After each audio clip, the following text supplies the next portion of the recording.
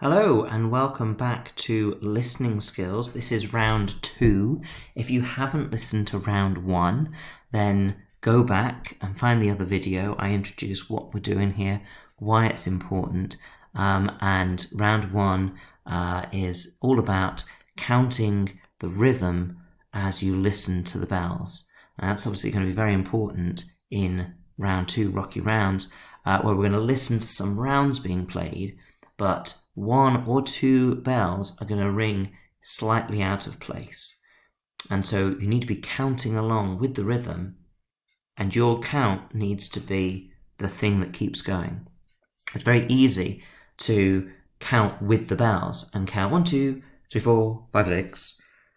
But that's not telling you what's happening. You need to count 1, 2, 3, 4, 5, 6 very rhythmically. And if the bell sound doesn't match your count, then that tells you if that bell is early or late. If it comes before you count, then it's early, obviously. And if it sounds after you've said the number, then it's late. It's really hard to do that.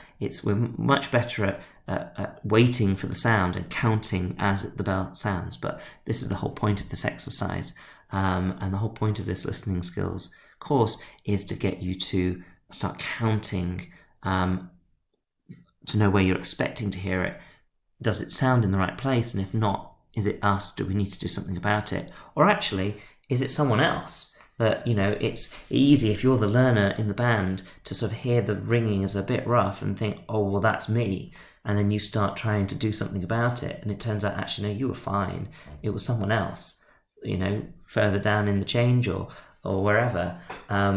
But now it's you because you've started to worry and so it's affecting your ringing. Whereas if you can actually say, maybe you're tenoring behind, if you can hear that the mistakes are being made, down in second and third place and you're tenoring behind, well, then that's not you. You stick to your guns and they need to sort themselves out. So it's a really important skill. Let me tell you how Rocky Rounds works. If you've got the course booklet, then you want page... I don't know which page, but the one that says round 2 Rocky Rounds. If you haven't got the booklet, it's not a disaster, but it is a lot easier if you have the numbers written out like this, just so that you can put a mark on the sheet when you hear the sound. It's so quick that just being able to put a little dash, like an apostrophe, either before or after a number to show that bell is early or late. Much easier than trying to write out, the 3 was early and, you've missed it. You want to mark it and then you want to listen it again and check it. The first 5 questions, you'll see I've only written out 1 to 6 once because on those, the mistake will be the same on the hand stroke and the backstroke. But questions 6 to 12, these questions I've written out 6 twice because there'll be a mistake from one of the bells on the hand stroke and then a different mistake from either the same bell or a different bell, usually a different bell, on the backstroke. So for these, the first 6 numbers mean the hand stroke and the second 6 mean the backstroke. So you need to scan across the whole thing and then go back for the next one. And then question 13, 14, 15, you can't quite see 15 here, but they go to 8. So just a little practice of doing it with 8 bells. I'll do the example so you can see what I'm doing and how I'm counting it, and then it's up to you. See, the advantage of being on YouTube is that you can pause, you can rewind, listen to it again. When we did this live, people like to listen to it 2-3 times before committing to their answer. Especially if you're new to this, then it is really hard, and some of these errors are really small, and if you get the answer and you think, oh no, that's not what I put, then go back and listen to the question again, knowing what the answer is, and then see if you can hear it in the right place once you know where to listen for it. I'm only going to play each one once in the video because you can rewind it, okay? So please do that. Please pause, rewind, listen to it as many times as you need to. Right, so enough rambling from me. Let's get on with the example. So with my pen, I'm going to track across the numbers and put an apostrophe before or after. 5, 6, 1, 2, 3, 4, 5, 6. 1, 2, 3, 4, 5, 6. 1, 2, 3, 4, 5, 6. To me, it sounds like the 3 is coming in after I've said it. 1, 2, 3, 4, 5, 6. 1, 2, 3, 4, 5, 6. So I'm going to put an apostrophe there to show that the 3 is late. Okay, if the 3 was sounding early, I'd put the apostrophe in front of the 3. It's just a little mark just to show which number and was it late or was it early. Okay, but the key thing is count along with the sound and try not to pause your count to wait for the bell.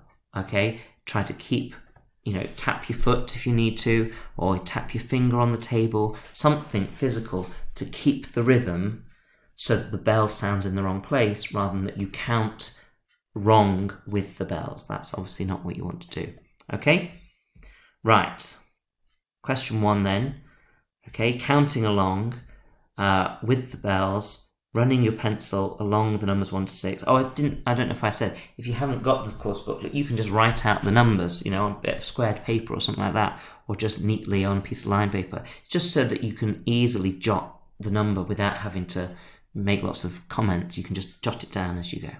Okay, so question 1, here it is, counting along, keeping the rhythm and marking which one is early or late. And remember, it's on hand and back, the same mistake. Here's question 1.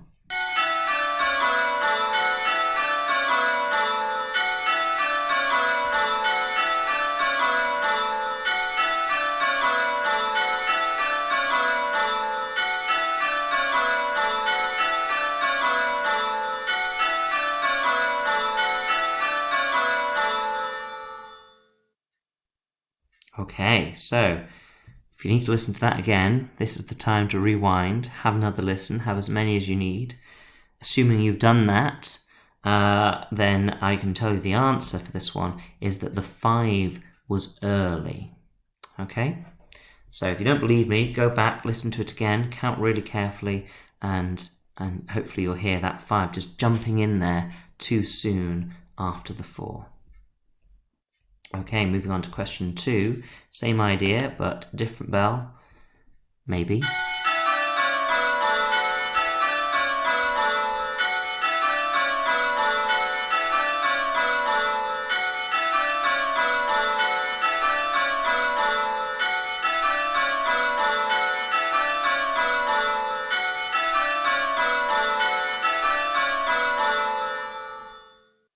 Okay, so same again. If you need to rewind, listen to it again. If you're not sure between 2 bells, go back, listen again, see what you think. Okay, I'm going to go for the answer now. So hopefully you're ready. It was that the 2 was slightly late. Now, if you weren't sure and you said that the 1 was early, I can understand why you said that. Because you might think that, the 1, and then there was a gap, 2, 3, 4, 5, 6. But you can tell it's the 2 late because the 2 and the 3 bunch up. If the 1 was early, you'd hear 1, gap, 2, 3, 4, 5, 6, all very even. But if you do go back and listen to it, you'll hear 1, gap, 2, 3, 4, 5, 6. And the fact that 2, 3 are close together means that the 2 has moved too close to the 3. It's not the treble, okay, but the 2 has moved. Moving on to question 3. Here we go. Here's the sounds.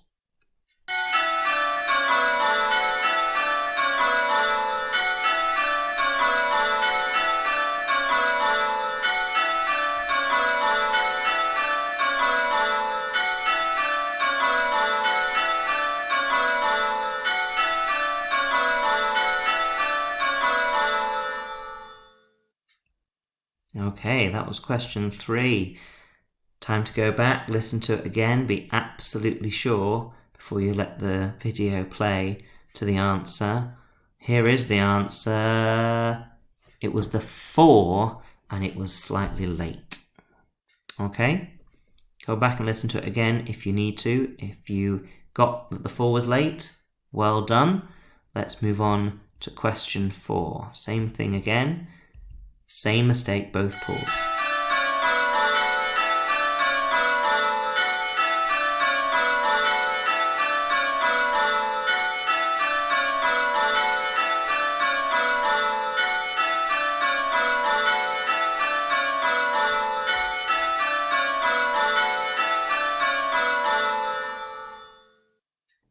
Right, tricky one. Go back and listen if you need to, but I'm going to put up the answer any second now. Just give you a chance to go back if you need to. Okay, here's the answer. It was that the 1 was slightly early. So this is very much like the one we had in question 2, but we can tell that this time it's the 1 being early and not the 2 being late, because we have that even rhythm. 1, 2, 3, 4, 5, 6. There's no bunching up between the 2 and the 3, which means the 1 must be early. It is really hard to hear when the person who's going first, who's leading, is out of place. Often it just doesn't quite sound right, and you have to realize, is that me? Is that the lead that's wrong and I'm leading? And so just try and adjust it, just sneak it back a bit. Does that make it sound better?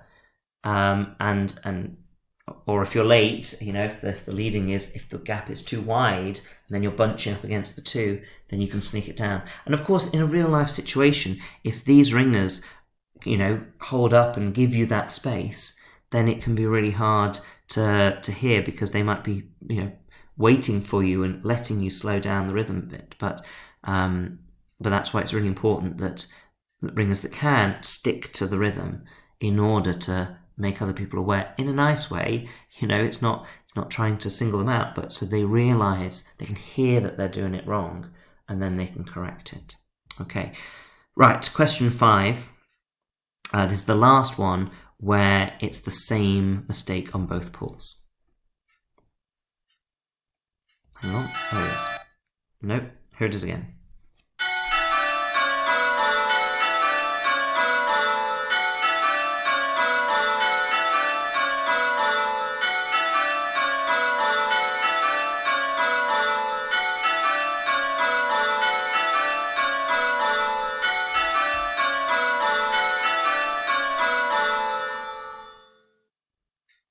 Okay, what do you think of that one?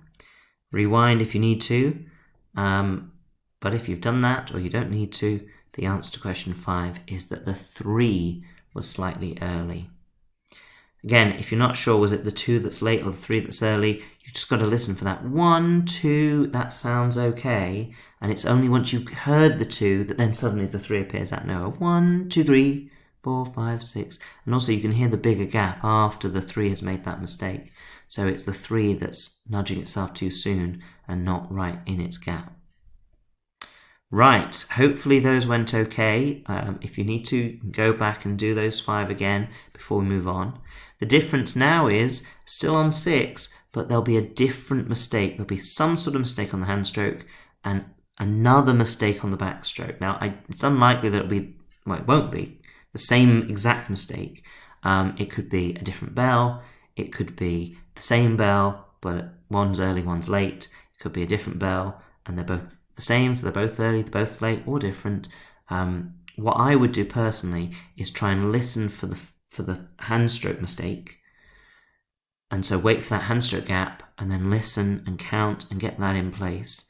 Once you've got that one, then I would either play it again if I've run out, or if I've still got some of the sound left, I would then listen to the backstroke.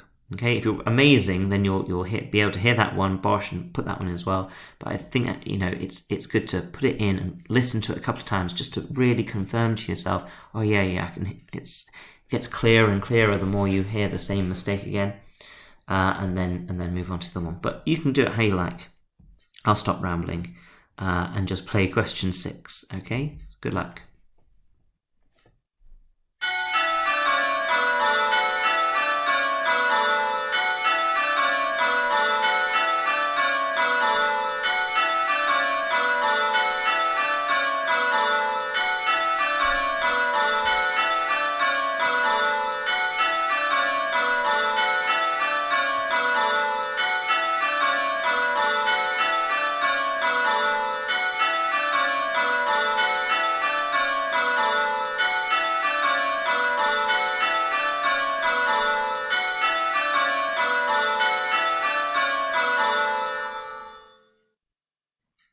Right, now what I forgot to say is that of the 2 mistakes, one of them is what I call an easy mistake, so the same sort of delay or the same amount of error, early or late, as we had in the first 5 questions. But then the other mistake is a medium. It's not quite as wide of a mistake, so it's a little bit harder to hear.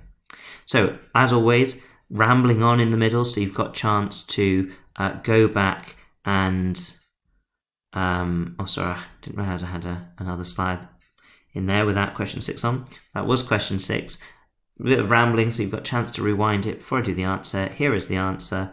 Okay, so the easy one, easier, was that the 4 was slightly early at the hand stroke, and then the sort of medium difficulty one was that the 5 was slightly late.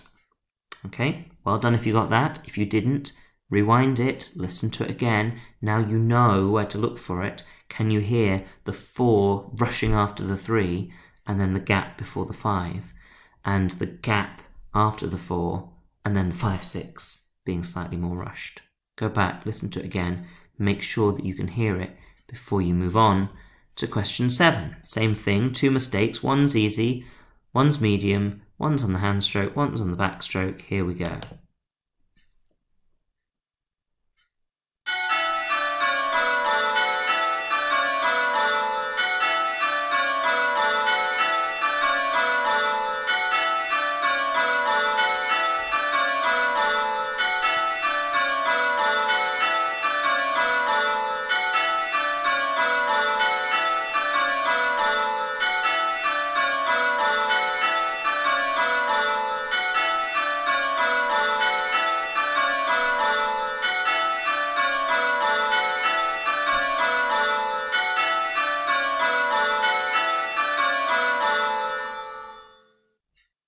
Okay, so as ever, rewind, re-listen if you need to. If you've got your answer locked in, then here's the answer. It was that the 2 was early on the hand stroke. Now that was actually the medium one, so if you didn't get that, that's because it was a slightly harder question. And then the easier one, the one with the slightly bigger gap, was that the 3 was slightly late on the backstroke. So again, well done if you got that. If not, go back, re-listen, check that you agree with those answers. Right, moving on to question 8. Here we go.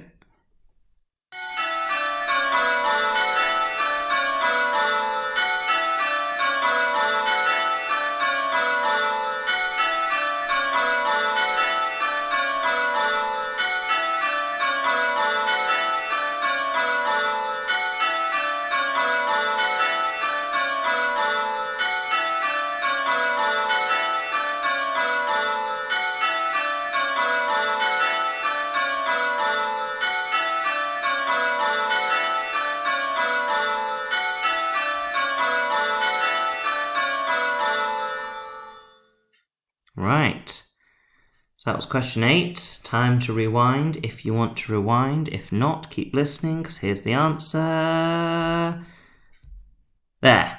Question 8 answer is that the easy one was the 2 backstroke was early, and the medium question was that the 4 was late on its hand stroke. Okay.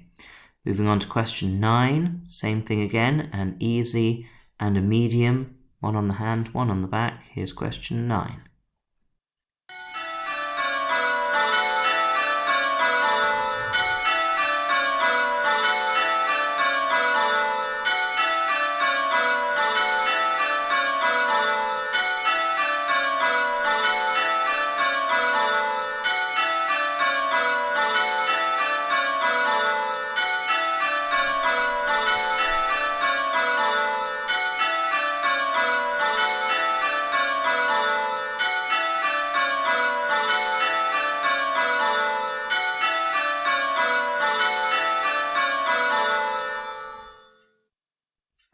Right, there's question 9. Time to rewind if you want to rewind. If not, then here's the answer, question 9. Now this time it was the tenor both times, but on the hand stroke it was late, and on the backstroke it was early. Now this was the easier one on the hand stroke and the medium one on the backstroke. If you're getting on with your ringing and you're coming up from handling and rounds and you're starting to, usually people go into tenoring behind from that.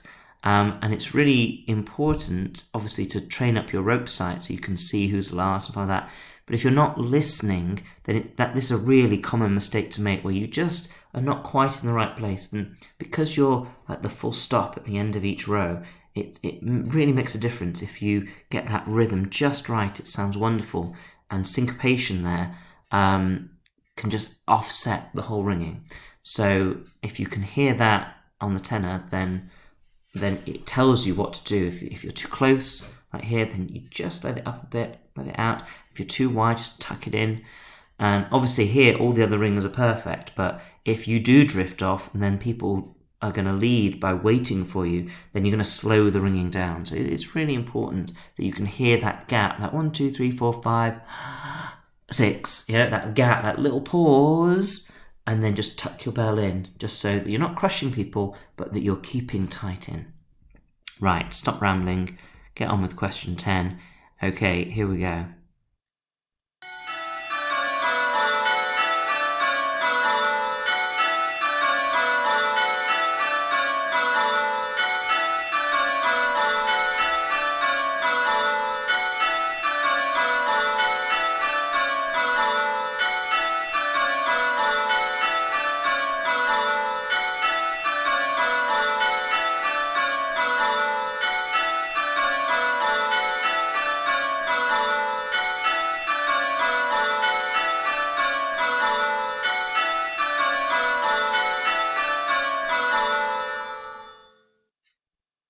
Okay, that was question 10. Time to rewind if you want to. Otherwise, here's the answer. It was that the 3 was late on the hand stroke. Okay, that was the easy one. And the 5 was late on the backstroke, and that was the medium difficulty. Okay, now question 11 and 12, same thing, but we've got one of them is the easy one, and the other one I'm going to call a hard. So even tighter, even smaller error compared to the medium that we just had. It's just a tiny bit out. So it's really hard to get that one. But get the easy one and then listen to it a couple of times, rewind, listen to it a couple of times, and you're really looking for that little pause in between bells. At least that tells you where you're listening for. And then you've got to decide, was there a rush before the pause or was there a rush after the pause? And that'll tell you which bell is wrong in which way. Okay, so this is question 11. A little bit trickier, still an easy, but a trickier one as well. And good luck.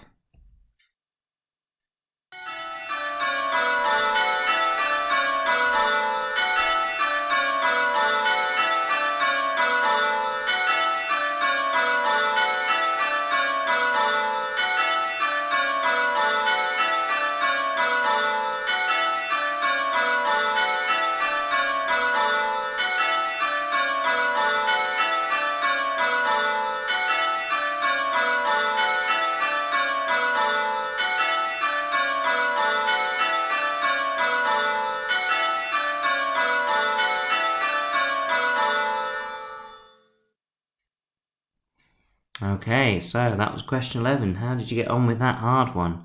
It was very, very subtle. If you haven't already and you want to rewind it, then please do, because I'm about to say that the answer was that the 2 was early. That was your easy one. And actually, same as last time, it was the 5 being late again. But obviously, last time it was a medium and this was a hard, so it is very subtle. Okay, if you heard that, well done. If not, go back, listen to it again and see if you can just hear that slight hesitation.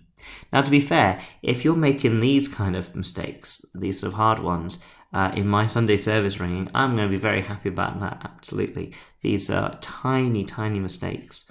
But if you can hear them with these perfect ringers, things like this, and if you can train your ear to sort of notice that, it's going to make it a lot easier to notice the bigger mistakes when you're also distracted by pulling the rope and looking and remembering your method and all that kind of thing. So it is helpful to be pernickety in this abstract situation where we're just listening and not having to actually do any ringing, so that when we have those other distractions, we can cope with the sort of the easier ones plus the distraction. Right, same again, question 12. We've got one easy and one hard. Now, I think this is arguably the hardest question out of all 15, so do listen to it as many times as you need to, but here it is, question 12.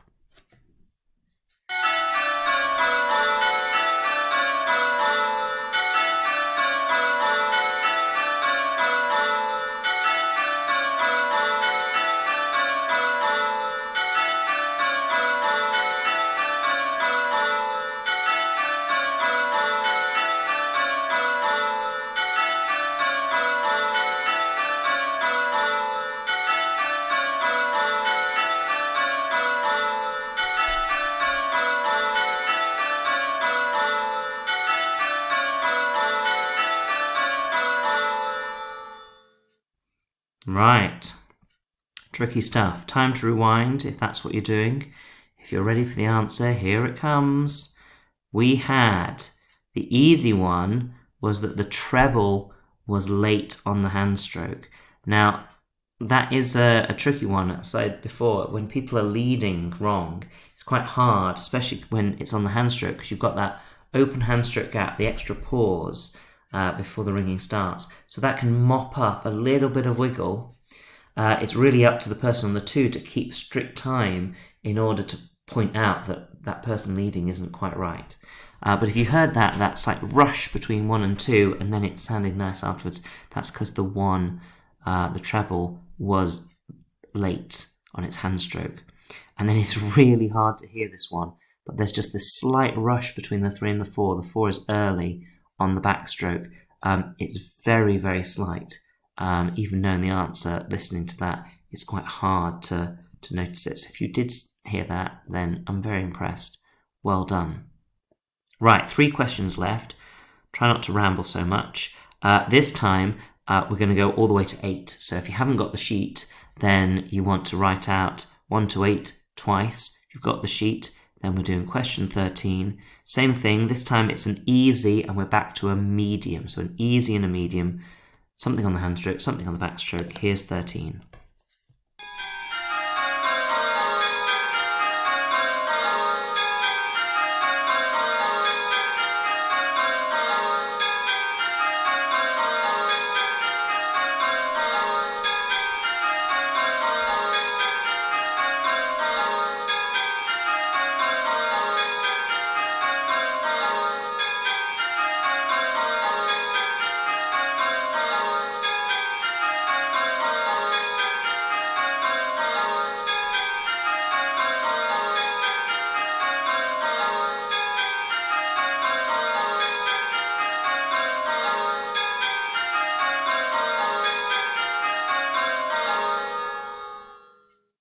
Right, how did that go? A lot of counting to do there, lots of numbers. Did you spot the mistakes? Here's the answer to 13. It was that the 3 was late at hand stroke. That was the medium one, so well done if you spotted that. And the easy one was the 7 was late on the backstroke. So well done if you got those 2. Moving on to question 14, same thing, 8 bells.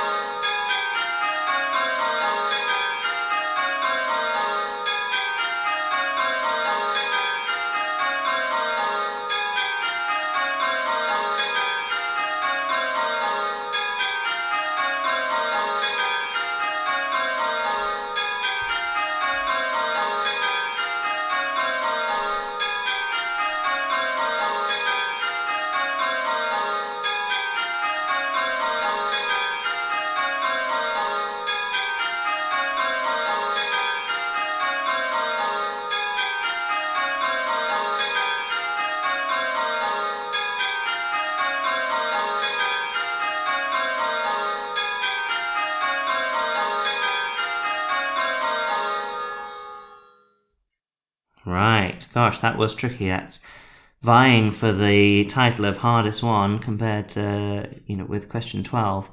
It's quite tricky when they're quite close together. If you haven't rewound yet, there's a little bit of a clue there that they are quite close together. If you have rewound and listened to it again, or you don't need to, here's the answer for 14. Right, and they're actually, like I said, very close together. It makes it hard to see. I didn't mention, I should have, that we had an easy and a hard, and it's the tenor on hand stroke that's the hard. It's slightly early. Really, really slight, but you get that rhythm of 1, 2, 3, 4, 5, 6, 7, 8. You just have that little 7, 8 at the end. I'm exaggerating there. It's quite subtle, but well done if you heard that one. And it's quite difficult because you sort of, if you do hear something there, by the time you've thought about it, you're already on to the next one, and there's a much more obvious mistake. But is it the treble or is it the 2? Well, you can see from the answer that it's the 2 that's early. And again, the way you need to process that is, it's really hard with that gap. Of course, there shouldn't be a hand stroke gap here. It should just come, but because that one's slightly out of place, you sort of have that little mop-up time. But the clue is the fact that the 2 and the 3 have a gap between them. So you hear that 1, 2, and then a gap, 3, 4, 5, 6, 7, 8, and they run quite nicely. The gap between the 3 and the 4 is good, is the right amount, which tells you it was this gap that's wrong from the 2, and not the 3 being late, but the 2 being early. It's tricky stuff. Go back and listen again if you want to, or if you just want to see this thing through. Let's do the last one, question 15. Well done. This is a long exercise, this one, but this is probably the most worthwhile activity to do. So well done if you've stuck through all 32 minutes and counting. Anyway, here's question 15, last one, an easy and a hard. Good luck.